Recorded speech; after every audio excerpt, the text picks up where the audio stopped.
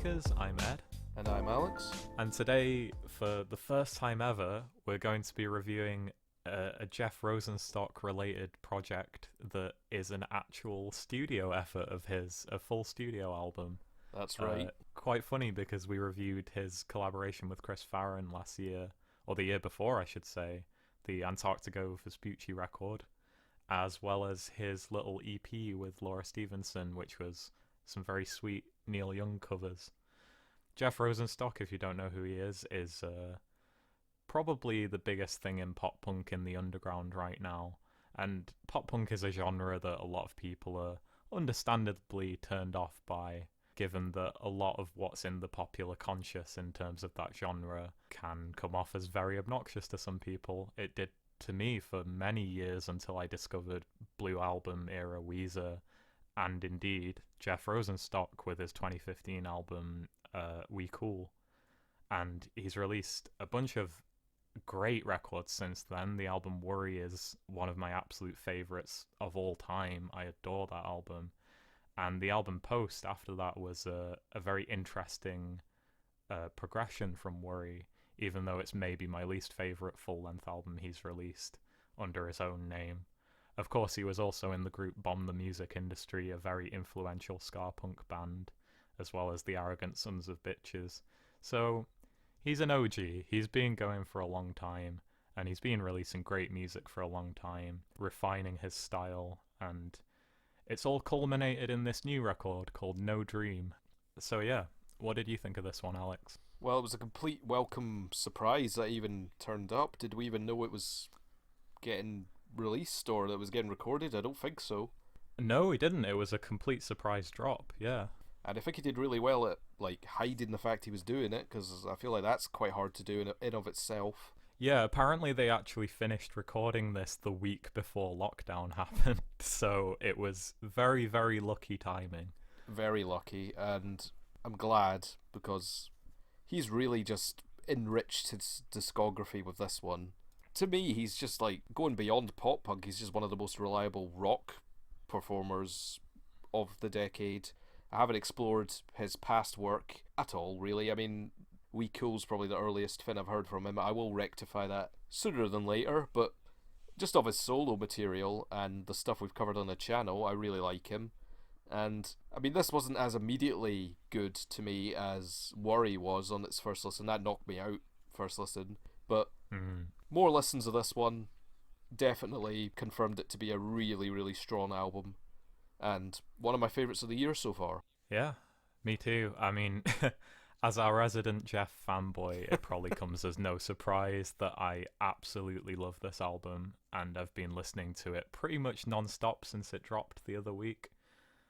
Much like his last few records, this one explores a lot of political topics through the lens of Jeff's personal experience. He reflects on himself in order to reflect on the world around him, and I think he's really good at writing songs in that way that feel personal but also like grander statements that are more productive in a sense than I get what you mean there. It's like he performs these songs like they're the most important and powerful thing in the world. There's so much passion in these. This just goes for him in general. Like, they feel like more than the song themselves. They feel like anthems just because of Jeff's conviction and passion. And I know you've seen him live, so you can probably comment on this more, but there's something special. Yeah, a few times, yeah. Yeah, there's something special about him, right? Oh, yeah. No, I think he's arguably my favourite songwriter in rock music currently, that's currently active. I honestly can't think of anyone else who is on this level for me.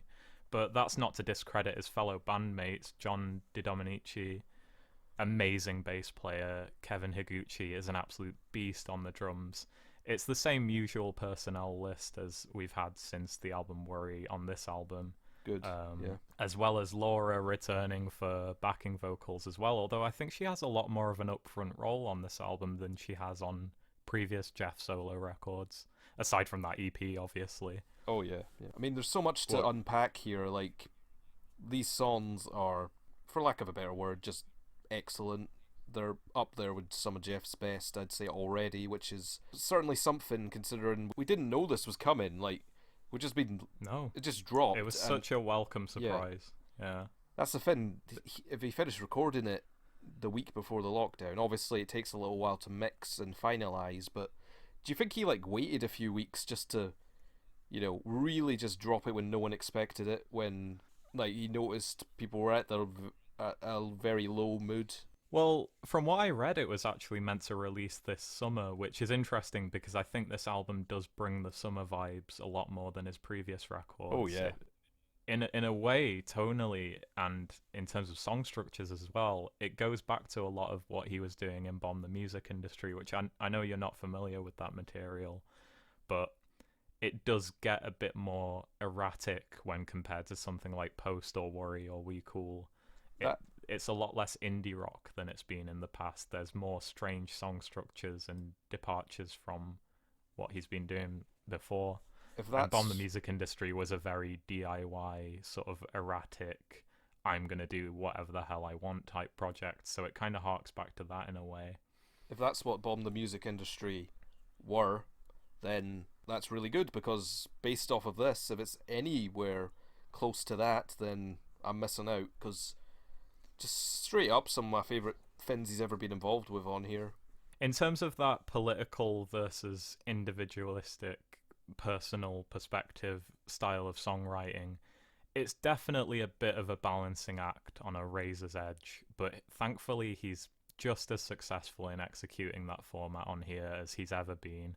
So while this album definitely revisits a lot of the same general political topics and self-reflective topics as albums like Worry, I'd say its ferocity is just turned up higher than it's ever been, which only makes sense in reflection of our modern times, which are now reaching just a frightening level of turbulence that Yeah. makes this aspect of his previous records seem tame by comparison. Even Worry, which is, to this day still my favorite album he's released, this is just so much louder and so much more aggressive and just so much more I don't want to say despondent, but like it feels more doomed than anything he's released before. It feels like he's trying to find catharsis in these impossible circumstances, whereas before it was more of a catharsis that seemed reasonable and approachable. So you said it was louder, but did you just mean in terms of performance? Because you did mention to me that this album is just damn loud. Like the production's good, it is clear. Oh yeah, it's like not Jack Shirley does a fantastic job as always. It's weird. It's not like lo-fi really. I mean, you could say that, but I don't think it is. I think it's very clear production a lot of the time. But yeah, I think the guitar tones and whatnot are a lot more fuzzy, and yeah, that contributes. The drum noises are maybe a bit more lo-fi than they've been before. But yeah, no, it's an excellently mixed album. Everything has its own space. Absolutely. There's moments where it feels very claustrophobic, such as the end of the track Fame, but in an intentional way. As well as tracks like Higher Turnpike and Honeymoon Ashtray towards the end. But it really works. But yeah, no, I'd say not just in terms of volume, I'd say everything's just been turned up to 11 on this one. Song structures are more erratic, and the album just demands to be played so goddamn loud that I honestly had to take a break midway through listening to it for the first time. I remember on that, my studio yeah. headphones. Yeah, which is not a criticism at all. I love loud music. It's very easy to mess up music that is this loud, but they absolutely don't. I feel like this has more just, and I've not heard Bomb the Music Industry stuff. I assume it could be quite similar. I feel like this has the most just full on shouted out of nowhere contrast between his vocals from verse to chorus that I know of. Yes. I mean, the title track here is maybe the best example of that in a sense, not so much from verse to chorus, but it has a really interesting build and progression to it where it's this sort of anthemic indie rock riff driving the song for a great deal of the track's length, and kind of trying to find comfort in this idea of escapism through dreaming, but it's not a dream we're living in, essentially. And then it just explodes into reality at the end with this just ridiculously up-tempo, aggressive section that on first listen I was like, wow, he's pushing this sound further than he ever has before. It even culminates in this guttural screamo vocal of him shouting "fuck violence" at the end, which is screamed in such a way that you wouldn't even be able to tell what he's saying without reading the lyrics, which I recommend to anyone who plans to listen to this. Read the lyrics as you listen to it, because it is very loud, and sometimes you're just not going to be able to tell what Jeff's saying, really, and that's, not the worst thing ever. I get that artists mask their vocals a little. It's certainly what I would do if I were making music like this, because I wouldn't want to sound like I'm on top of the instrumentals in a way. Yeah. It'd probably take a bit of power away from them. But the fact is, the lyrics are great for the most part, so they're worth reading into.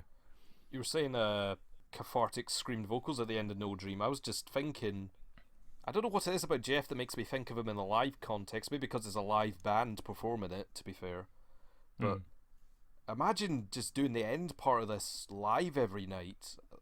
I don't know if Jeff could do it. Maybe. You're the one who's seen him live. I honestly believe he could. That's good. You said that it had like a sort of indie rock guitar riff for a lot of it. It was kind of arena rock-esque, I'd say. I actually said it more reminded so than me indie rock. Specifically of 80s era REM, the guitar tone. Oh, yeah. Which I guess is sort of midpoint of that. So, yeah, that is a very, very good song. Like, that has, like, the fuzzy guitar sound used, I think, the best. The guitar feedback's really used well to evoke a hazy feeling of, like, he's dreaming, like a sort of hazy feeling, but then it completely dissipates during the, like, it's not a dream part, which is... Yeah, those syncopated vocals that are just synced up with the drum beats. Amazing transition. Yeah, that is an amazing song. Like, that's just the title track. There's so many here. Yeah, and truthfully, it's one of my least favourite songs here. Oh, not I thought because you were it's bad. Referring to it as one of the best? Okay, well... not because it's bad at all. I really like it, but it's... That's indicative of the quality here. Yeah, the opener, No Time, 50 seconds long, summarizes the millennial condition perfectly with aggression and catchy riffs, catchy vocals. I love it. I'm just going to say that's one of the best songs under 1 minute I've heard in ages, just straight up. And would you agree that Monday at the Beach could also fit into that description? That's also under a minute long. He actually dropped a demo of that song last year just as a little bonus release I remember that went under the radar a little bit. This is a fully formed studio version of it. And I was going to ask if it was released as a single before, because I never heard it before. Yeah, you're right. Yeah, it was like a solo demo thing. The rest of the band were not involved. It had a drum machine on it rather than Kevin's super aggressive drums. But it's largely the same song. No lyrical changes from what I could tell. But that's another one that's under a minute and just, feels fully fleshed out. It doesn't feel like a useless interlude. I'd argue that even the track Pietro 60 Years Old from Worry could be described as more of an interlude, even though that was a similar length. These are fully formed tracks that aren't even breaking 3 digits in terms of their length. I know, and they don't feel out of place. They don't, obviously, No Time couldn't feel out of place because it's the intro, but Monday at the Beach goes really well into Honeymoon Ashtray. Like, that's another thing, the way these transition into each other, like No Time into Nike's alt, I don't know why it's that. Like, that's just a lot of guitar feedback that connects them together. I don't know if it was recorded. The way it's sequenced makes it sound like they were recorded sequentially. That can't be, right? Maybe. I mean, it's possible. I believe that was probably the case going from 3-Star B&B to Monday at the Beach, because they actually play the start of Monday at the Beach at the end of that song and mess it up and then start again, which was a funny little studio outtake moment that they kept in there. But yeah, one of my favourite things about this record in the context of Jeff's discography is that I think he's really shedded a lot of fear of really going out there and not filtering himself on this record. I think this feels... If there were an album that perfectly represented his personality, it would be this one, more so than Worry, more so than We Cool, more so than any Bomb stuff. Really, because We Cool goes in that direction quite a bit, but you might be right, yeah. I mean more in terms of just the musical decisions he made, not so much the lyrics. Okay, I get you now. Yeah. So it reflects his taste a lot more, I think. Like he's more willing to do more experimental moments, like the screamed part at the end of No Dream. 3 Star B&B is just straight up Weezer worship, and I think That's it's a weird partially one. to that song's detriment. It's a very strange song, but Like, it has some really great cathartic riffs and hooks towards the yeah. end that really pull me back into So it. that Maybe my song, least favorite track overall, yeah, though. I have to agree. Like, I I don't get that lyric. I mean, the first verse is like he's gloating to Sam that he's getting to stay in her place. Well, for the context of that track, there was actually a really good interview where he broke down every single song, and it helped me Okay. understand some of these songs a lot more. Like, I didn't realize that the song "Scram" was actually inspired by school shootings. Oh, okay.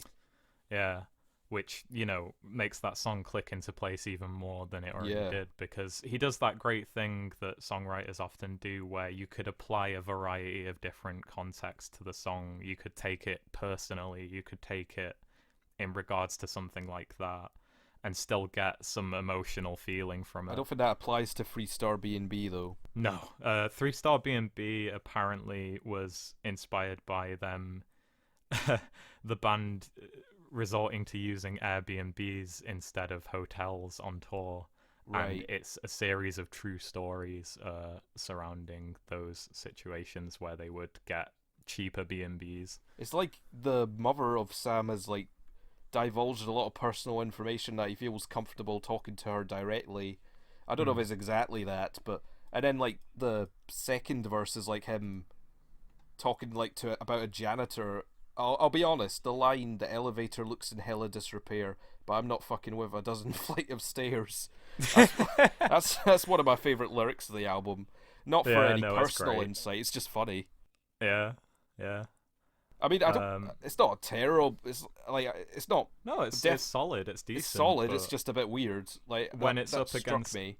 yeah, and it perhaps doesn't contribute to the themes of the album all that well. It's more of a little offshoot towards the end. I bet that'll become a funny live favorite though. I don't know what it is about me thinking of him live performing all that. I'd never do that. Well, I think when these songs are recorded, there's very little overdubbing involved. They do just practice and play the songs live, and then they're mixed and mastered after the fact. Which They're is that sort of band. Which is excellent because the band is so tight and in lock here. Like, yeah. the bass and guitar, like, and drums. I mean, everything really is just complete syncopation. Some of the grooves and just riffs that they get into, it's actually quite dynamic and complex at a few points, like beyond average playing. Like this is some good stuff, you know. The song "Fame" is indicative of that thing I said before, where Jeff just isn't afraid to explore different genres on this album. Yeah. The dance punk outro on that song is one of the most amazing things I've heard in a long time. Like, all year, Jesus Christ, the build on that song. I mean, the line up to "Watch It Crash and Burn" hook that comes in towards the beginning and is repeated in the first half of the song, so catchy. I love Laura's vocals on it. But then, just as you think the song is sort of winding down, it starts building into this amazing mantra where Jeff reflects on the idea of fame and, like, these, parasocialism and whatnot, the idea that fans think they know him. And he says, "You don't know me, you don't control me, you can have the trophies, you can have everything." And he just starts repeating, "You can have it all." And then this amazing dance punk groove is built into that repeated mantra. And the band just keep taking it further and further and further. It gets louder and more dynamic. And it gets to the point where, yeah, maybe it's a little overbearing. It's really loud. There's so much going on. Everything is just pushed to the max. But it's an amazingly cathartic moment. And with as dynamic as the song is, I cannot believe it is only 4 minutes long, because it feels like it's exploring enough ideas to justify the song being twice as long as that. But it's all just condensed perfectly into this 4-minute rager. I don't know what it is. It's maybe the like repetitive mantras. make it feel longer than it is, but the way he runs a hook into the ground, and I mean that in a good way, in a hypnotic way, with everything the band's doing around him, is irresistible. It's next level stuff, to be honest. Like, I hear a song like that and I'm like, Jeff's really on it. Like, Fame is really good. Yeah. What were some of your favourite tracks, Alex? I've mentioned this before, but I really like State Line. Yeah, that's a lovely, lovely tune. Yeah, the opening guitar lick is very melodic. Probably the most melodic opening. It reminds me a little bit of Maps by Yeah Yeah Yeahs, and how it's a little slightly dissonant but melodic start that gets incorporated into the song proper. Yeah, no, that's a really good frame of reference for it, actually, because I think it's a nice little slice of indie rock, but it's not necessarily super traditional or expected. It does do this weird thing with that high-pitched guitar line being repeated and sort of winding around at the beginning. But it's really cool how it's built around that. Love how it sounds.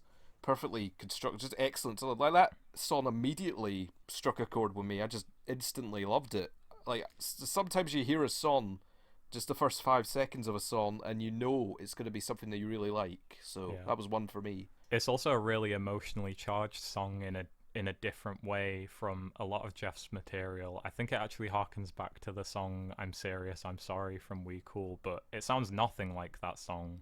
No. It's just similarly downbeat in its emotional vibe, rather than it being way more sort of loud and charismatic and emotional in that way, like other songs on here like Nikes and Scram, which are going into, concerning subject matter, but they sound very fun and peppy and just sound like they're going to be great to dance to at a live show, which it's really sad that we're not going to get live shows in support of this like when we would have if it hadn't been for lockdown. Hopefully he does tour this album maybe once this is all over. But yeah, I think on that note, I'd say this is easily Jeff's most danceable album. The ending of Fame does go into straight up dance punk territory, but there's just a great sense of fun to Scram and Nikes and a bunch of other tracks too. Is that like somewhat like sort of the ska punk sort of sound he has with Bomb the music industry? I don't know, something about the bass playing especially. A little bit. I mean, John was the bass player in Bomb as well, so it makes sense that it would sound kind of similar. I think he's gone more into ska on like Worry and stuff though, with tracks like Rainbow. For sure. I don't think there's anything outright ska punk on this album, truthfully. No, not entirely. I just had that feeling. Yeah, that sense of energy is there for sure. Yeah. I guess we can't not talk about Ohio Turnpike, which my dyslexic brain thought it was just called Ohio Type. There's not even a Y in there. Yeah, it took me a minute to figure that one out. Yeah. But yeah, I guess it's a fan favorite. I suppose so. It's not one of my absolute favorites here, but it is a really cathartic closer, and it kind of goes into emotional territory that a singer who's a lot younger would probably go into. I think he's kind of indulging a little bit on that song, but not in a bad way at all, because he sings lines like "You're the only person that I ever wanted to like me," which is a little sappy. It's the sort of thing you'd hear on an old car seat headrest record or something. Yeah, but it's great. Yeah, there's something that feels cathartic towards the end of the album, especially all these other motherfuckers can bite me part as well. I mean, it's done with 100% conviction, and that's why it works. Which makes it feel more acceptable and emotional rather than immature or anything else. Yeah. Like, I'm never listening to these songs and doubting Jeff's conviction. Yeah. It feels real. It is real. It's him, I love the way, this is getting towards the end of the song, but Ohio Turnpike. Yeah, no. I love the way he stretches the pike towards the end. Like, that's not even necessary. He's already done enough at that point of the song for it to be great. But that's like great stuff. Yeah. Apparently he worked out that song section by section over the course of months and months and months, and just gradually added. It's definitely a very segmented song. Although definitely does feel like a one whole. Yeah. Very good song. Before we wrap up, I'd say my absolute favourite on here was actually a song that appeared on the live album Thanks Sorry, which dropped last year, which you know, being a Jeff simp, I don't know why you'd expect me to say anything different, but I think it's one of the best live albums I've ever heard.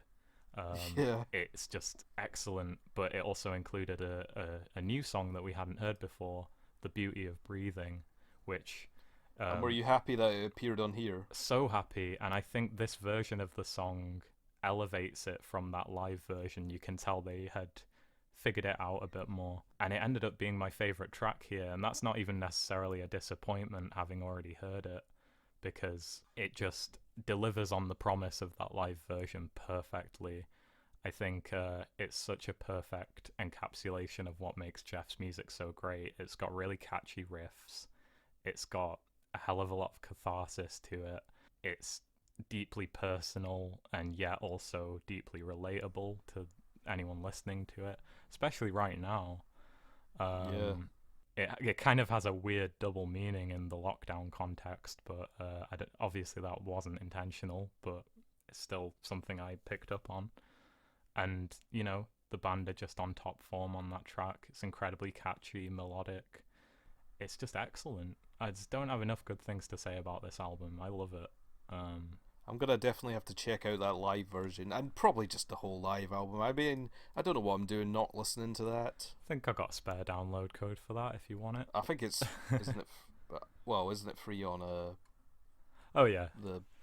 Yeah, I'll worth get noting round to to it. anyone listening, everything Jeff has ever released is available for free or by donation on quoteunquoterecords.com. So you've there's- got no excuses, really. Yeah, yeah. I've got no excuse not to check out the Bomb the Music Industry stuff as well. Hmm. Yeah, just don't be alarmed by those low bit rates. That's just how the music was distributed, from what I can tell. And it suits that type of music, so it's not a big deal. As for what's happening right now, I think I needed this album to wrap up. I love it. It's probably my third favorite album he's released under his own name, and that's saying something considering how much attachment I have to We Cool, and especially Worry. It's a big improvement on Post, though, I'd say. I'm glad that we're just getting great material from Jeff every other year, and, well, every year, really. For recent times, he's just been on it with that Antarctica Vespucci record, that Jeff and Laura EP, the amazing Which live album. was a big deal at the time, but I guess when you get something like this, it definitely cements it as a sort of side project thing, but a very nice one at that. Yeah, but yeah, I've said it many times, I'll say it again, I love this album. I'm going to give it an 8 out of 10. Some minor issues that I have with the sequencing. I feel like having No Dreams so early on is a bit weird, like straight after Scram. It feels more like a mid-album cut or a deeper album cut than... I could see it being maybe after Old Crap, maybe. Maybe. But then, by the same measure, I think it is kind of like a mission statement song. I mean, obviously it's going to be, given that it's the title track, so I understand why it is there so early on. It just is a bit strange in the sequencing front, but it's not even that much of a criticism, really. Like I said, 3-Star B&B, I'm a bit iffy on that track, and it's like Weezer worship.